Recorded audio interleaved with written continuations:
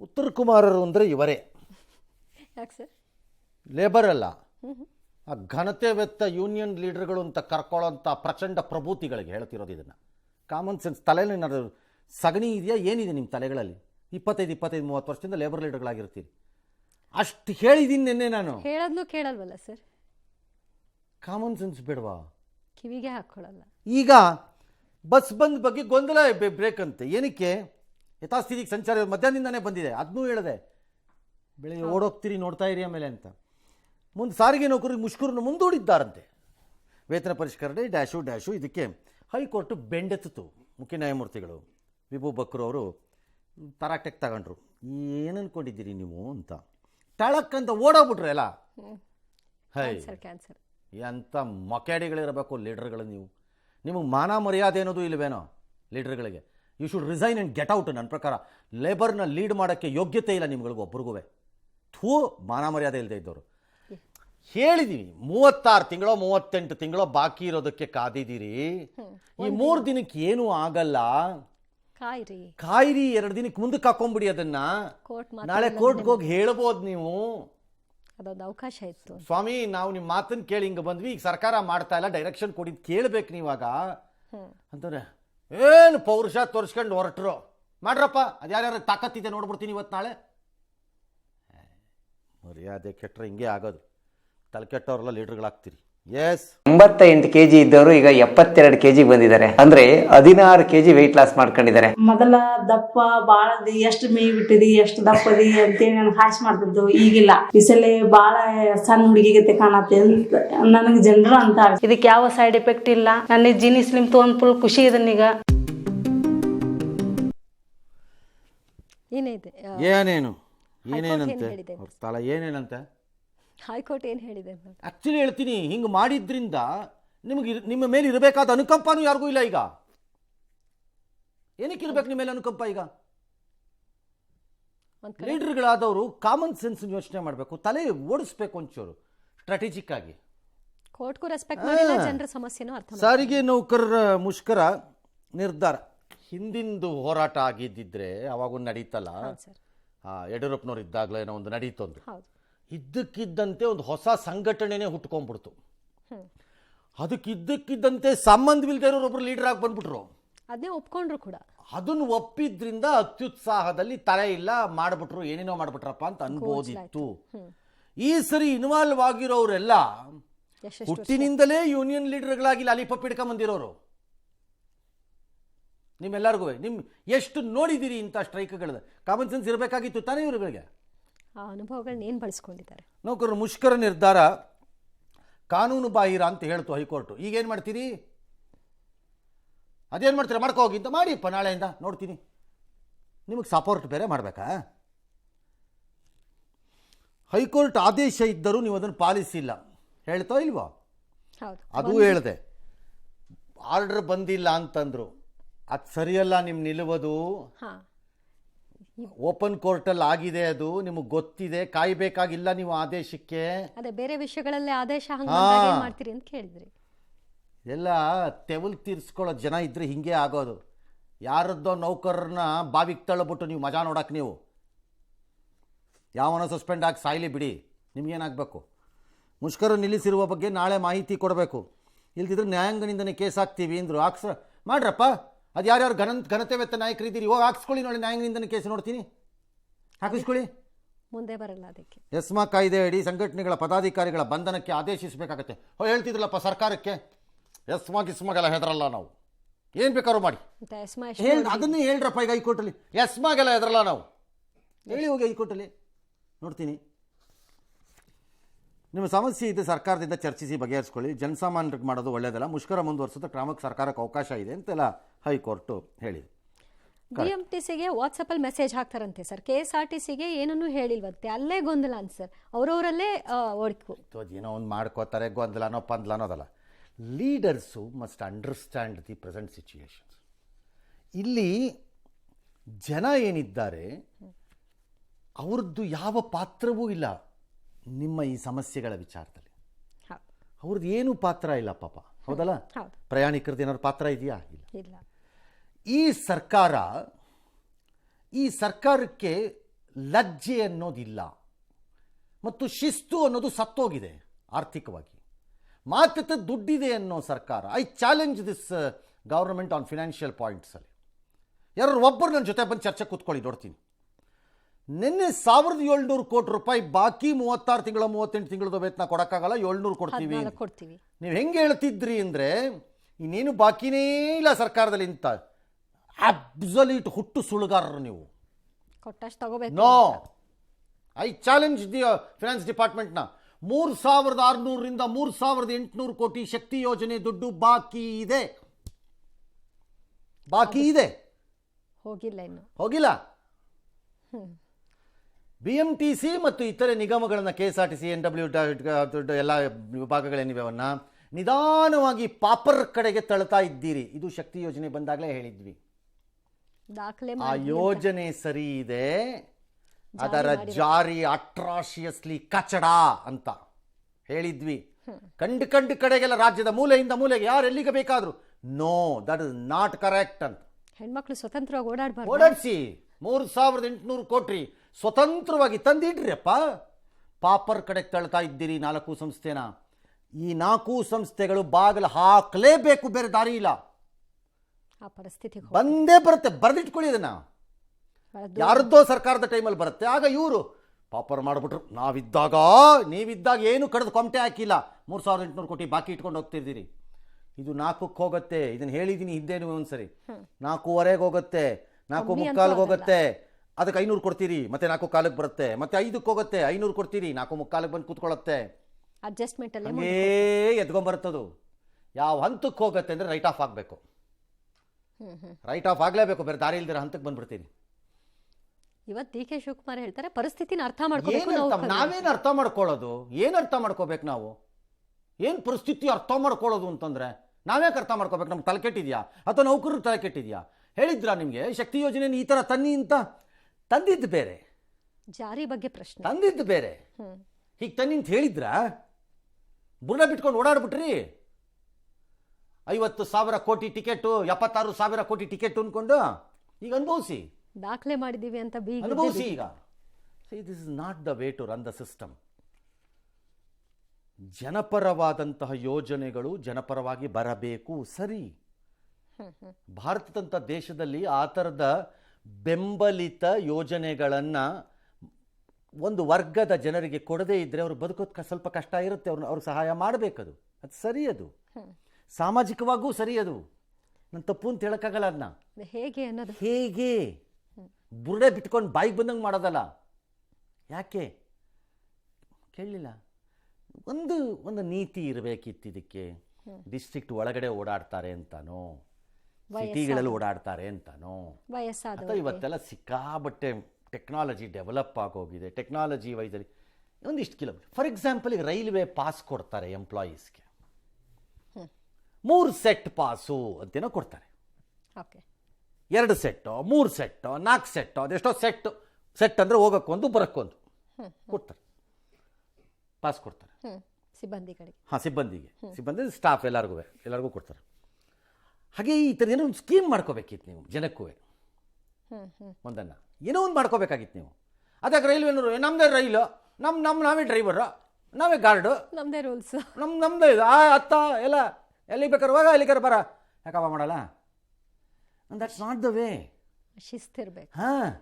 ಈಗ ಅರ್ಥ ಮಾಡಿಕೊಳ್ಳಿ ಅಂದರೆ ಏನನ್ನು ಅರ್ಥ ಮಾಡಿಕೊಳ್ಳಲೇಬೇಕು? ಮಾನ್ಯ ಉಪಮುಖ್ಯಮಂತ್ರಿ ಸಾಹೇಬರೇ, ಯಾವ ಸ್ಥಿತಿ ಟನ್ನಲ್ ಕೊರಿರ್ರಿ ನೀವು, ಹೇಳ್ತೀನಿ. ನೀವು ಸಖತ್ತಾಗಿದ್ದೀರಿ, ಹೊಡೀರಿ ಟನ್ನಲ್ಲು, ಬಿಡಬೇಡಿ ನೀವು. See, a government should listen, ಕೇಳಿಸ್ಕೋಬೇಕು. ಸರ್ಕಾರಗಳು ಮಾಡಿದ್ದನ್ನೆಲ್ಲ ಟೀಕೆ ಮಾಡೋದು ದೊಡ್ಡದಲ್ಲ. ಯಾರು ಬೇಕಾದ್ರೂ ಮಾಡ್ಬೋದು, ಯಾವನ್ ಬೇಕಾದ್ರೂ ಟೀಕೆ ಮಾಡಿಬಿಡ್ಬೋದು. ಬಟ್ ಮಾಡ್ತಿರುವಾಗ ಬಂದಿದ್ದ ಕರೆಕ್ಷನ್ಸನ್ನು ಮಾಡ್ಕೊಳ್ಳೋದೇ ಇದ್ದರೆ, ಇವತ್ತು ರಾಮಲಿಂಗಾರೆಡ್ಡಿ ಟ್ರಾನ್ಸ್ಪೋರ್ಟ್ ಮಿನಿಸ್ಟರ್ನ ಸಿಕ್ಕಾಕಿಸ್ಬಿಟ್ಟು ಮಜಾ ನೋಡ್ತಿದ್ದೀರಿ ಎಲ್ಲರೂ. Let Ramalinga Reddy come and tell me, 0 ನನಗೆ ಬಾಕಿ ಇದೆ ಅಂತ ಹಾಕ್ರಿ. ಪ್ರೆಸ್ ನೋಟ್ ನೋಡ್ತೀನಿ, ಟ್ರಾನ್ಸ್ಪೋರ್ಟ್ ಮಿನಿಸ್ಟ್ರು ಹಾಕ್ರಿ, ನೋಡೋಣ. Then I will come with the document ಸಮೇತ ಆಚೆ ಬರ್ತೀನಿ. ಆಗ ಯಾಕೆ ಸುಮ್ಮನೆ ಬಿಡ್ತೀರಿ ರೈಲನ್ನು?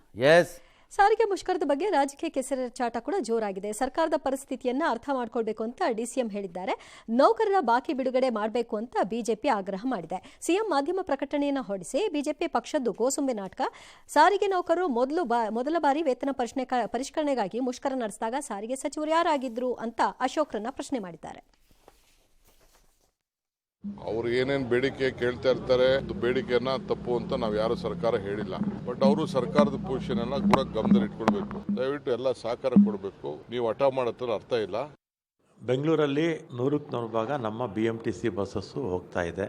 ಉಳಿದಿರ್ತಕ್ಕಂಥ 3 ಕಾರ್ಪೊರೇಷನ್ನಲ್ಲಿ ಆಲ್ಮೋಸ್ಟ್ 50% ಇದೆ. ಹೈಕೋರ್ಟ್ ಆದೇಶ ಅವ್ರು ಪಾಲಿಸ್ತಾರೆ ಅಂದ್ಕೊಂಡ್ವಿ, ಕೆಲವರು ಪಾಲಿಸಿಲ್ಲ. ಅಂಥ ಕಡೆ ಮಾತ್ರ ನಮಗೆ ಸ್ವಲ್ಪ ತೊಂದರೆ ಆಗಿದೆ.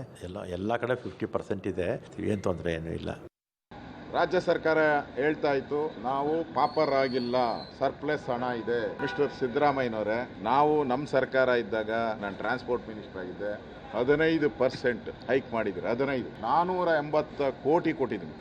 ರಾಜ್ಯ ಸರ್ಕಾರಕ್ಕೆ ಇದರ ಮಾಹಿತಿ ಮುಂಚಿತವಾಗಿ ಇದ್ರೂ ಸಹ ಈ ವಿಚಾರವನ್ನ ಗಂಭೀರವಾಗಿ ತೆಗೆದುಕೊಳ್ಳದೇನೆ ಇವತ್ತು ರಾಹುಲ್ ಗಾಂಧಿ ಬರ್ತಾರೆ ಅಂತೇಳಿ ನೆನ್ನೆ ಸಿದ್ದರಾಮಯ್ಯನವ್ರು ನೆನ್ನೆ ಆ ಸಭೆಯನ್ನ ಕರೆದಿರ್ತಕ್ಕಂಥದ್ದು. ಇವತ್ತು ಹೋರಾಟ ಇರಲಿಲ್ಲ. ನನಗೆ ನಿನ್ನೆ ಇಲ್ಲ ಅರ್ಥವಾಗಲಿಲ್ಲ. ರಾಹುಲ್ ಗಾಂಧಿ ಬರೋಕ್ಕೂ CM ಕರೆಯೋಕ್ಕೂ ಏನು ಸಂಬಂಧ ಅದಕ್ಕೆ ಎಫೆಕ್ಟ್ ಆಗಬಾರ್ದು ಅಂತ ನನಗೆ ಆಮೇಲೆ ಯಾರನ್ನೋ ಕೇಳಿದೆ, ಏನ್ರಪ್ಪ ಅದು ಸಂಬಂಧ ಅದು ಅಂತ. ಹಾಗಂದ್ರು ಈ ರಾಹುಲ್ ಗಾಂಧಿ ಇದಕ್ಕೆ ಬಸ್ ಕೇಳ್ದಂಗಿದೆ. ಹೌದು, ಈ ಕಡೆ ಮುಷ್ಕರ ನಡೆದು ಇವ್ರು ಬಸ್ಸು ತಗೊಂಡ್ಬಿಟ್ರೆ ಜನ ಹೈರಾಣಾಗಿ ಯಾರೋಗ್ಬಿಡ್ತಾರೆ ಒಂದೇ ಸರಿ ನರ್ಕದ ಕಡೆಗೆ. ಅದಕ್ಕೆ ಅಂತ ಒಂದು. ನಂಬರ್ 2, ಚೀಫ್ ಮಿನಿಸ್ಟರ್ ಹೇಳಿದ್ರಲ್ಲ, ನೀವೇ ಸಾರಿಗೆ ಮಂತ್ರಿ ಆಗಿ, ಈಸ್ ಇಟ್ ಎನ್ ಆನ್ಸರ್? ಇದು ಎಲ್ಲರ ಟೈಮಲ್ಲೂ ಇದೆ. ಒಬ್ಬರ ಮೇಲೆ ಒಬ್ರು ಹೇಳ್ಕೊಂಡು ಹೋಗೋ ಎಲ್ಲರ ಟೈಮಲ್ಲೂ ಇದೆ. ನಿಮ್ದು ಏನಪ್ಪ ಸ್ಟೇಜು ಕಾಂಗ್ರೆಸ್ದು ಸರ್ಕಾರದಲ್ಲಿ? ಕಾಸು ಹರಿಯುತ್ತಿದೆ, ಮುಖ್ಯಮಂತ್ರಿಗಳೇ ಹೇಳಿದ್ರು, ದುಡ್ಡಿಗೆ ಕೊರತೆನೇ ಇಲ್ಲ. ನಂಬರ್ 2, ಹೇಳ್ತಾರೆ ಚೀಫ್ ಮಿನಿಸ್ಟರ್ ನನ್ನ ನೆನಪಿದೆ. ಸಿದ್ದರಾಮಯ್ಯ ನೀವೇನು ಹೇಳ್ತಾ ಇದ್ರಿ ಆ ಟೈಮಲ್ಲಿ? ಎಸ್ಮಾ ಹಾಕ್ಬಾರ್ದು ಲೇಬರ್ ಮೇಲೆ, ದುಡ್ಡೆಲ್ಲ ಕೊಡಿ ಯಡಿಯೂರಪ್ಪನವ್ರೇ. ಅಧಿಕಾರದಲ್ಲಿ ಎಷ್ಟು ದಿನ ಇರ್ತೀರಾ ಅಂತ ಕೇಳಿ. ಎಷ್ಟು ದಿನ ಇರ್ತೀರಿ ನೀವು? ಎಷ್ಟು ದಿನ ಇರ್ತೀರಿ ಹಂಗೆ ಗೊತ್ತಿಲ್ಲ. ಶಿವಕುಮಾರ್ ಅಂತ ಕೇಳ್ಬೇಕದು. DK ಅವ್ರು ಹೇಳ್ಬೇಕು, DK ಹೇಳ್ಬೇಕಾದ್ರೆ. ಓಕೆ, ನೀನು ಈಗ ಉತ್ತರ ಕೊಡಿ. ಇದು ಇಂಡಿಯಾ ಪ್ರಾಬ್ಲಮ್ಮು. ಇಂಡಿಯಾನಲ್ಲಿ ಏನಂದರೆ ಅಪೋಸಿಷನ್ನಲ್ಲಿ ಇದ್ದಾಗ ಏನು ಹೇಳಿರ್ತಾರೆ ಅದನ್ನು ರೂಲಿಂಗ್ ಪಾರ್ಟಿಗೆ ಬಂದಾಗ ಮರೆಯಲೇಬೇಕು. ಮರೆಯದಿದ್ದವನು ಮೂರ್ಖ. ಮುನ್ನಡಿ. ಮತ್ತೆ ಅಲ್ಲಿಗೆ ಬಂದಾಗ ಬಯುತ್ತಾ ಇರಬೇಕು, ಹಳೆಯದನ್ನು ಮರೆಯಬೇಕು. ಕಾಸಿ ಕಂತ್ರಿ ರಾಜಕಾರಣದ ಮಧ್ಯೆ ಬದುಕಬೇಕು. ನಾನು ಎಷ್ಟು ಸರಿ ಹೇಳಿದ್ದೀನಿ. ಡ್ರಾಮಾ ಮಾಸ್ಟರ್ಗಳು ಎಲ್ಲರೂ. ಎಸ್, ಹೈಕೋರ್ಟಿಂದಾಗಿ ಇವತ್ತೊಂದಷ್ಟು ಜನ ಯಾರೋ ಮಾಡಿದ್ರು ಸ್ಟ್ರೈಕು, ಯಾರೋ ಅಷ್ಟು ಜನ ಮಾಡಲಿಲ್ಲ. ಆಯಿತು, ಕೆಲವು ಕಡೆ ಓಡ್ತು, ಕೆಲವು ಕಡೆ ಓಡಿಲ್ಲ. ಸಾರಿಗೆ ಮಂತ್ರಿ ಹೇಳ್ತಾರೆ 50% ಓಡಿದೆ ಅಂತಾರೆ. ಹೈಕೋರ್ಟಲ್ಲಿ AG ಹೇಳ್ತಾರಂತೆ 100% ನಿಂತೋಗ್ಬಿಟ್ಟಿದೆ ಅಂತಾರಂತೆ AG. ಹಾಗಾದ್ರೆ AG ಮೇಲೆ ಕ್ರಮ ತಗೋಬೇಕು ಹೈಕೋರ್ಟ್ನವರು. ಸುಳ್ಳು ಹೇಳಿದೆಯಾ ನಮ್ಮ ಮುಂದೆ ಅಂತ. ಏನಿಯೋ ಕೆಲವು ಬಸ್ಗಳು ಜನ ಎಲ್ಲ ಒದ್ದಾಡಿದ್ದಾರೆ, ನ್ಯಾಚುರಲಿ ಒದ್ದಾಡ್ತಾರೆ. ಕೆಲವು ಕಡೆ ಜನ ಏನಿದು ಸರ್ಕಾರ ಅಂತ, ಏನಿದು ಸರ್ಕಾರ ಅಂತ ಜನ ಎಲ್ಲ ಕೇಳಬಾರ್ದು. ಯಾಕೆ ಹೇಳ್ಬಾರ್ದು ಸರ್? 2,000 ರೂಪಾಯಿನ ತಗೋತಿಲ್ವಾ? ಪುಕ್ಕಟ್ಟೆ ಬಸ್ಸಲ್ಲಿ ಹೋಗ್ತಿಲ್ವಾ? ಇವತ್ತಿರ್ಲಿಲ್ವಲ್ಲ? ಏನೋ ಒಂದಿನ ತ್ಯಾಗ ಮಾಡ್ರಿ. ಏನು ಇದು ತ್ಯಾಗ ಮಾಡಿ. ನುಡಿದಂತೆ ನಡಿತೀವಿ ಅಂದ್ಮೇಲೆ ಕೊಡ್ಬೇಕಲ್ವಾ ಸರ್? ನುಡಿದಂತೆ ನಡೀತಿದ್ದೀವಿ ಅಂತಂದ್ರೆ ನುಡಿದಂತೆ ನಡೀತಾ ಇರೋ ಒಂದಿನ ಎಡವದೇ ಇಲ್ವಾ? ಏನು ನಡೀತಾನೇ ಇರ್ತಾನ? ಮಹಾತ್ಮ ಗಾಂಧಿ ತನ್ನ ಜೀವನದಲ್ಲಿ ತಪ್ಪೇ ಮಾಡಲಿಲ್ವಾ? ಹಾಗೆ ಅರ್ಥ ಮಾಡ್ಕೋಬೇಕು. ಜನ ಕಷ್ಟ ಅನುಭವಿಸಿ ಸರ್ಕಾರದ ಜೊತೆ ತಗೊಂಡಿಲ್ವಾ? ಎಸ್,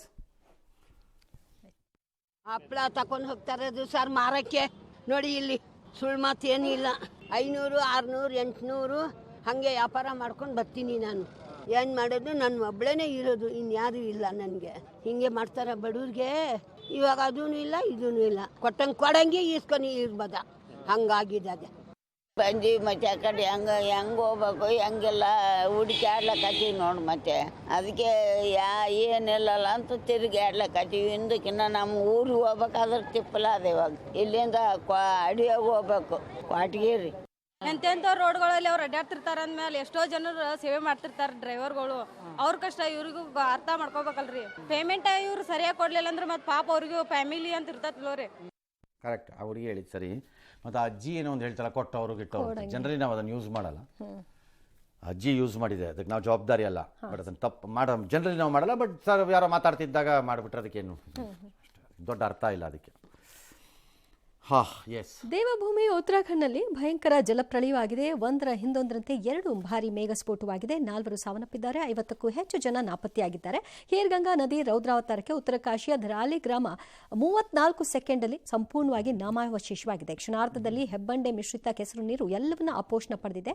ಕೇವಲ 1 ನಿಮಿಷದಲ್ಲಿ ಧರಾಲಿ ಗ್ರಾಮ ಸ್ಮಶಾನವಾಗಿತ್ತು. ಭಾರೀ ಸದ್ದಿನೊಂದಿಗೆ ಯಮನಂತೆ ಎರಗಿದ್ದ ದೃಶ್ಯವನ್ನು ಕಂಡಂತಹ ಸ್ಥಳೀಯರು ಮೊಬೈಲ್ನಲ್ಲಿ ಇದನ್ನು ಚಿತ್ರೀಕರಿಸಿದ್ದಾರೆ. ಜೋರಾಗಿ ಕೂಗ್ಕೊಂಡು ಉಳಿದವರನ್ನ ಎಚ್ಚರಿಸುವಂತಹ ಕೆಲಸವನ್ನು ಕೂಡ ಮಾಡಿದ್ರು. ಕೆಲ ಪ್ರತ್ಯಕ್ಷದರ್ಶಿಗಳು ಹೇಳ್ತಾರೆ, ಪ್ರವಾಹ ತುಂಬಾ ಭೀಕರವಾಗಿತ್ತು, ಏನಾಗ್ತಿದೆ ಅಂತ ಅರಿಯೋ ಅಷ್ಟರಲ್ಲೇ ಎಲ್ಲವೂ ಕೂಡ ಮುಗಿದು ಹೋಗಿತ್ತು. ಇದರ ಮಧ್ಯೆ ಕೆಸರಿನಲ್ಲಿ ಹುದುಗಿ ಹೋಗಿದ್ದಂತಹ ವ್ಯಕ್ತಿಯೊಬ್ಬ 8 ಎದೆ ಬಂಟನಂತೆ ಎದ್ದು ಬಂದಿದ್ದಾನೆ. ಮತ್ತೊಂದು ಕಡೆ ಸುಕ್ಕಿ ಎಂಬಲ್ಲೂ ಕೂಡ ಮೇಘಸ್ಫೋಟವಾಗಿದೆ. ಸೇನಾ ಕ್ಯಾಂಪ್ನಲ್ಲಿದ್ದ 11 ಸೈನಿಕರು ನಾಪತ್ತೆಯಾಗಿದ್ದಾರೆ.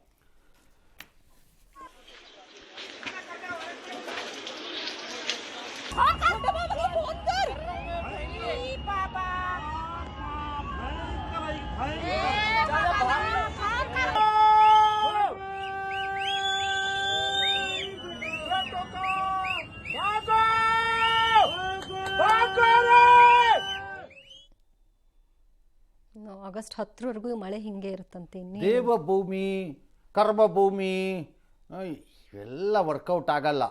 ಯಾವ ದೇವರು ನಿಮ್ಮ ಸಪೋರ್ಟ್ಗೂ ಬರಲ್ಲ, ಬರಬಾರ್ದು. ನನ್ನ ಪ್ರಕಾರ ನೀವು ದುಷ್ಟರು, ಮನುಷ್ಯರು, ದುಷ್ಟ ರಾಜಕಾರಣಿಗಳು, ಕಚಡಗಳು, ಸದಾಕಾಲ ತಿಂತಾ ಇರೋದು, ಸದಾಕಾಲ ಹೇಸಿಗೆ ಮುಟ್ಕೊಂಡಿರೋದು, ಬರೀ ಇಂಥವ್ರು ನೀವು. ಹಾಗಾಗಿ ನನ್ನ ಪ್ರಕಾರ ಮನುಷ್ಯರಿಗೆ ಬದುಕಲಿಕ್ಕೆ ಯಾವ ಅರ್ಹತೆಯೂ ಉಳ್ಕೊಂಡಿಲ್ಲ ಇನ್ನು ಈ ಭೂಮಿಯಲ್ಲಿ. ಇಷ್ಟು ಅದ್ಭುತವಾದ ಭೂಮಿಯನ್ನು ಆ ದೇವರೇ ಸೃಷ್ಟಿ ಮಾಡಿದ್ದರೂ ಅದನ್ನು ಉಳಿಸ್ಕೊಳ್ಳೋ ಯೋಗ್ಯತೆ ಇಲ್ಲದೆ ಇದ್ದವರು ಗೋಳಾಡಬಾರ್ದು.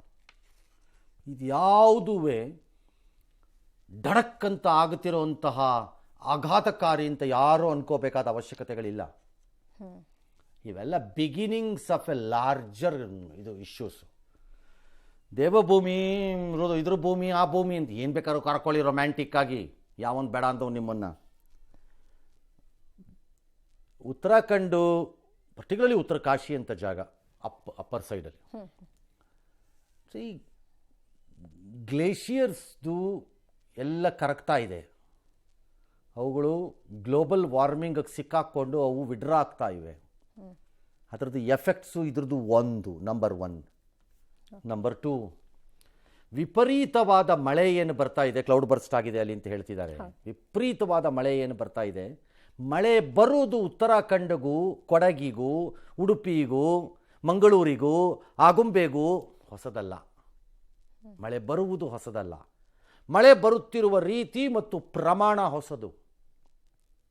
Again link to nature, how it is happening ಅಲ್ಲಿ ಬಹಳ ವಿಚಿತ್ರ. ಭೂಮಿಯಲ್ಲಿ ಐಸ್ ಅಂದರೆ ಹಿಮಯುಗ ಆಗಿದ್ದಿದ್ದು ಹಿಮದಿಂದಲ್ಲ, ಬೆಂಕಿಯಿಂದ. ವಿಪರೀತ ಜ್ವಾಲಾಮುಖಿಗಳ ಸ್ಫೋಟದಿಂದಾಗಿ ಹಿಮ ಫಾರಮ್ ಆಗಿ ನಾವು ಹಿಮಯುಗದಲ್ಲಿ ಮಿಲಿಯನ್ ವರ್ಷಗಳಿದ್ವಿ. ನಂತರ ಅವೇ ಮತ್ತೆ ಸ್ಫೋಟ ಆಗಿ ವಾಪಸ್ ಬಂದ್ವಿ. ಈಗ ಆಗ್ತಿರೋದು ಅದೇ. ಭೂಮಿ ನಾಶ ಬೇರೆ ಯಾರಿಂದನೂ ಆಗ್ತಿಲ್ಲ, ನಮ್ಮಿಂದನೇ ಆಗ್ತಾ ಇರೋದು, ನಮ್ಮಿಂದನೇ. ಇದು ಅದೇನೆ, ಆ ಇಂಟೆನ್ಸಿಟಿ ಈಸ್ ಇನ್ಕ್ರೀಸಿಂಗ್. ಎಲ್ಲಿ? ಉತ್ತರಾಖಂಡಲ್ಲೂ ಹೌದು. ನಂಬರ್ 3, ಉತ್ತರಾಖಂಡದ ಬಹುಭಾಗಗಳಲ್ಲಿ ನಿಮ್ಮ ಮೋಸ್ಟ್ ಅನ್ಪ್ಲ್ಯಾನ್ಡ್ ಡೆವಲಪ್ಮೆಂಟ್ ಮಾಡಿದ್ದೀರಿ on the slopes of the ಹಿಲ್ಸಲ್ಲಿ ಆರ್ ಎಟ್ ದ ವ್ಯಾಲಿ ಪಾಯಿಂಟ್ಸಲ್ಲಿ ಮಾಡಿಟ್ಟಿದ್ದೀರಿ. ಇದರಿಂದ ಡಿಫಾರೆಸ್ಟೇಷನನ್ನು ಬಾಯಿಗೆ ಬಂದಂಗೆ ಮಾಡ್ಕೊಂಡು ಹೋಗಿದ್ದೀರಿ. ಎಲ್ಲಿಂದ ನೀರು ಹೋಲ್ಡ್ ಆಗಬೇಕೀಗ? ನೀರು ಹೋಲ್ಡ್ ಆಗೋಕ್ಕಾಗಲ್ಲ. ಸೊ ಇವೆಲ್ಲ ಒಂದು ಸೇರ್ಕೊಂಡಿರೋವಂಥದ್ದು. ಇದೆಲ್ಲ ಒಂದಕ್ಕೆ ಅಲ್ಲ ಇದು. ಆದರೆ ಇವತ್ತಾಗಿರೋ ಅನಾಹುತದ ಇದು ನೋಡಿದ್ರೆ ನಡುಗೋಗೋಂಗಿದೆ ಅದು. 30 ಸೆಕೆಂಡಲ್ಲಿ ಇಂಥವ್ರು ಹೇಳಿದ್ರಲ್ಲ, ಎಲ್ಲ ಫ್ಲ್ಯಾಶ್ ಫ್ಲಡ್ಗಳು 30 ಸೆಕೆಂಡೇ, 2 ನಿಮಿಷನೇ, 3 ನಿಮಿಷನೇ. ಹಬ್ಬ ಅಂದರೆ 4, 6 ನಿಮಿಷ, 8 ನಿಮಿಷ ಅಷ್ಟೇ. ಎಲ್ಲ ಫ್ಲ್ಯಾಶ್ ಫ್ಲಡ್ಗಳು ಹಂಗೆ ಎಕ್ದಮ್ ಬರೋದು ಅಂದರೆ ಹಾಗೆ ಬರೋದು. ಎಸ್, ನೋಡೋಣ. ಅಮೇರಿಕಾ ಮತ್ತು ಭಾರತ ನಂದು ಉತ್ತಮ ದೇಶ, ಮೋದಿ ನಮ್ಮ ಮಿತ್ರರು ಅಂತಿದ್ರಲ್ಲ ಟ್ರಂಪು. ಅದಕ್ಕೀಗ ಏನೋ ಕಾಲು ಕರ್ಕೊಂಡಿದ್ದಾರೆ. ಕಾಲು ಕೆರ್ಕೊಂಡೇ ನಿಂತಿರೋದು, ಇದರಲ್ಲಿ ಏನು ಅನುಮಾನನೇ ಇಲ್ಲ. ರಷ್ಯಾ ಜೊತೆ ತೈಲ ತಗೋತಾ ಇದ್ದೀರಿ, ಹಂಗಾಗಿ ಅವ್ರ ಮೇಲೆ ಇನ್ನೊಂದಷ್ಟು ಫೈನ್ ಹಾಕ್ತೀನಿ ನಾನು, ಇನ್ನು ನಾಳೆನೋ ನಾಳಿದ್ದು ಹಾಕ್ಬಿಡ್ತೀನಿ, ಒಂದು 25% ಎಕ್ಸ್ಟ್ರಾ ಹಾಕ್ಬಿಡ್ತೀನಿ ತಗೊಳ್ಳಿ ಅಂತ ಓಡಾಡ್ತಿದ್ದಾನೆ ಈ ಪಾರ್ಟಿ. ಇವಾಗ ಭಾರತೀಯ ಸೇನೆ ಹೇಳಿದೆ 71ರಲ್ಲೂ ಹಿಂಗೆ ಎದುರಿಸಿದ್ರಿ, ಏನು ಬಗ್ಗಿರಲಿಲ್ಲ ನಾವು ಅಂತ ಭಾರತೀಯ ಸೇನೆ ಹೇಳಿದ್ದಾರೆ. ಅದು ಯಾಕೆ ಹೇಳಿದ್ದಾರೆ ಅಂದರೆ ಇವತ್ತಿಗೆ ಅದು 50 ವರ್ಷನೋ ಏನೋ ಅದು. ಅದರ 71 ಆಗಸ್ಟ್ 5 ಬಾಂಗ್ಲಾ ವಾರ್ದು ಇದದು ಡೇಟ್ ಅದು, ಅದಕ್ಕೆ ಹಾಕಿದ್ದಾರೆ. ನೀವು ಆಗಲೂ ವೆಪನ್ಸ್ ಮಾರಿದ್ರಿ ಅಂತ ನಾವು ಯಾವತ್ತೋ ಹೇಳ್ತಿದ್ವಿ. ಇಂಡಿಯಾ ಅಮೇರಿಕಾನ ಹೇಗೆ ನಂಬತ್ತೆ ಅಂತ ನಮ್ಗೆ ಅರ್ಥವೇ ಆಗಲ್ಲ ಅಂತ, ನಮ್ಮ ವೈಯಕ್ತಿಕವಾಗಿ ನಮ್ಮಂತ ಇದಾಗ ಹೇಳ್ತಿಲ್ಲ. ಯಾವ ಕ್ಷಣದಲ್ಲಿ I don't know why should anybody trust America. America trust ಮಾಡಿದ್ದಕ್ಕೆ ಭಾಗಿಯಾಗಿ ನಿಂತ್ಕೊಂಡಿರೋದು ಇಲ್ಲವೇ ಇಲ್ಲ ಯಾವ ದೇಶದ ಜೊತೆ ಎಕ್ಸೆಪ್ಟ್ ಇಸ್ರೇಲ್ ಜೊತೆ ಬಿಟ್ಟರೆ. ಇನ್ನು ಯಾರ ಜೊತೆನೂ ನಿಂತಿಲ್ಲ. ಅವ್ರು ಎಲ್ಲರಿಗೂ ಕೈ ಕೊಟ್ಟರವ್ರೆ, ಅವ್ರ ಕೆಲಸ ಮುಗಿದ್ಮೇಲೆ ತನ್ನ ಅನುಕೂಲ ಮಾತ್ರ. ಅಂಥದ್ರ ಜೊತೆ ಹೋಗಿ ಮೋದಿ ಮಾಡಿದ್ರು. ಜಯರಾಮ್ ರಮೇಶ್ ಭಾಳ ಕಾಸ್ಟ್ಲಿ ಫ್ರೆಂಡ್ಶಿಪ್ ಅದು, ಭಾಳ ವಿಚಾರದಲ್ಲಿ ಕಾಸ್ಟ್ಲಿನೇ. ನೆಹರು ಚೈನಾದ ಅಂದಿನ ಅಧ್ಯಕ್ಷರ ಜೊತೆ ಕೂತ್ಕೊಂಡು ಮಾಡ್ಕೊಂಡು ಪಂಚಶೀಲ್ ಅಂತ ಮಾಡ್ಕೊಂಡು ಒದಿಸ್ಕೊಂಡವಲ್ಲ, 1000 ಕಿಲೋಮೀಟ್ರ್ ಕಳ್ಕೊಂಡವಲ್ಲ, ಅದು ಕಾಸ್ಟ್ಲಿನೇ. ಏನೋ ಇವಾಗ ಹೇಳಿದ್ದಾರೆ ಹಾಕ್ತೀನಿ ಅಂತ, ಹಾಕೋಗಿ ಏನು ಬೇಕು. ಭಾರತ ಬಗ್ಗಿಲ್ಲ, ಭಾರತ ಹೇಳ್ತಿದೆ ನೋಡ್ರಿ, ನೀವು ನಮಗೆ ಹೇಳ್ತಿದ್ದೀರಲ್ಲ, ಕರೆಕ್ಟ್ ಅದು, ನಮಗೆ ಹೇಳ್ತಿದ್ದೀರಲ್ಲಪ್ಪ ಮಿಸ್ಟರ್ ಡೊನಾಲ್ಡ್ ಡಕ್ ಟ್ರಂಪ್ ಹೇಳ್ತಿದ್ದೀರಲ್ಲಪ್ಪ ನೀವು, ಟ್ರಂಪ್ ಹೇಳ್ತಿದ್ದಾರಲ್ಲ, ಅದೇ ಅಮೇರಿಕಾ ಅದೇ ರಷ್ಯಾಯಿಂದ ಬಿಲಿಯನ್ಸ್ ಆಫ್ ಡಾಲರ್ಗಳು, ಅಂದರೆ ಬಿಲಿಯನ್ನಷ್ಟು ಡಾಲರ್ಗಳು, 6 ಬಿಲಿಯನ್ 7 ಬಿಲಿಯನ್ 5 ಬಿಲಿಯನ್ ರಾಸಾಯನಿಕ ಗೊಬ್ಬರಗಳನ್ನು ಇಂಪೋರ್ಟ್ ಮಾಡ್ತಿದೆ ಈಗಲೂ ಇದು ಸಪೋರ್ಟ್ ಮಾಡ್ದಂಗಲ್ಲ. ಅದೇ ಅಮೇರಿಕಾ ಬಿಲಿಯನ್ಸ್ ಆಫ್ ಡಾಲರ್ ಅಷ್ಟು ಅಲ್ಯೂಮಿನಿಯಮ್ಮು ಮತ್ತು ಪರಮಾಣು ವಿದ್ಯುತ್ತನ್ನು ಉತ್ಪಾದಿಸಲು ಬೇಕಾದ ಕೆಲವು ಲೋಹಗಳು, ಆ ಲೋಹಗಳನ್ನ ಇಂಪೋರ್ಟ್ ಮಾಡ್ಕೋತಾ ಇದೆ ಇವತ್ತಿಗೂ. ಇದನ್ನ ಯಾರು ಪ್ರಶ್ನೆ ಮಾಡೋ ಹಾಗೆ ಕೇಳಂಗಿಲ್ಲ. ಅದು ಯುದ್ಧಕ್ಕೆ ಸಪೋರ್ಟ್ ಅಲ್ಲ, ಅದು ಅವ್ರದ್ದು ರಾಷ್ಟ್ರೀಯ ಹಿತಾಸಕ್ತಿ. ಇನ್ನು ನಮ್ಮನ್ನು ಕ್ರಿಟಿಸೈಸ್ ಮಾಡುವಂಥ ಯುರೋಪಿಯನ್ ಯೂನಿಯನ್ನಿನ ಕೆಲವು ಪ್ರಭೂತಿ ದೇಶಗಳು 24ರ ಅವಧಿಯಲ್ಲಿ 24ರ ಆರ್ಥಿಕ ವರ್ಷದಲ್ಲಿ ಹೈಯೆಸ್ಟ್ ಗ್ಯಾಸು LNG ಮತ್ತು ಇನ್ನಿತರ ಫಾಸಿಲ್ ಫ್ಯೂಯಲ್ಗಳನ್ನು ಇಂಪೋರ್ಟ್ ಮಾಡಿರೋರು ಅವರೇ. ನಮ್ಮ ಮೇಲೆ ಮಾತಾಡ್ತಾರೆ ಬಂದು, ನಾವು ಚೈನಾ ಮೇಲೆ ಇಬ್ಬರ ಮೇಲೂ ಮಾತಾಡ್ತಾ ಇರೋರು ಇವರೇ. ಅದೇ ಜಪಾನ್ ತಗೋತಾ ಇದೆ, ಟ್ರಂಪ್ ಕಾಣಲ್ಲ. ಜಪಾನ್ 15%. ಸೌತ್ ಕೊರಿಯಾ ತಗೋತಾ ಇದೆ, ಟ್ರಂಪ್ ಕಾಣಲ್ಲ. ಸೌತ್ ಕೊರಿಯಾ 15% ಅಂತ. ಈ ವ್ಯಕ್ತಿ ವ್ಯವಹಾರ ಏನು ಅಂದರೆ, ತನ್ನ ವೈಯಕ್ತಿಕ ಲಾಭಗಳು ಮತ್ತು ಬಿಸ್ನೆಸ್ಗಳಿಗೆ ಒಂದೊಂದು ದೇಶವನ್ನು ಬಳಸಕ್ಕೆ ಟ್ರೈ ಮಾಡ್ತಾರೆ. ಅವ್ರು ಬಗ್ಗದೇ ಇದ್ದರೆ ಈ ರೀತಿ ಆಗತ್ತೆ, ಅದು ವೈಯಕ್ತಿಕ ಯುದ್ಧವಾಗಿ. ಪಾಕಿಸ್ತಾನದ ಮುನೀರು ಹೋಗ್ಬಿಟ್ಟು ಒಂದಷ್ಟು ಕ್ರಿಪ್ಟೋ ವ್ಯವಹಾರ, ಇನ್ನೊಂದಷ್ಟು ವ್ಯವಹಾರಗಳನ್ನು ಮಾಡಿಕೊಟ್ಟು ಬಂದಿರೋಂಗಿದೆ. ಯಾಕೋ ಮೇಲ್ನೋಟಕ್ಕೆ ಎಲ್ಲ ವರ್ಕೌಟ್ ಆಗ್ತಾ ಇರೋಂಗಿದೆ. ಬರೀ ಸುಳ್ಳು ಪಾರ್ಟಿ ಹೇಳೋದಿವರು, ಡಾಟಾನೇ ಇರಲ್ಲ ಆತನ ಹತ್ರ, ಸುಮ್ಮನೆ ಬುರ್ಡೆ ಬಿಡ್ತಾ ಇರ್ತಾರೆ.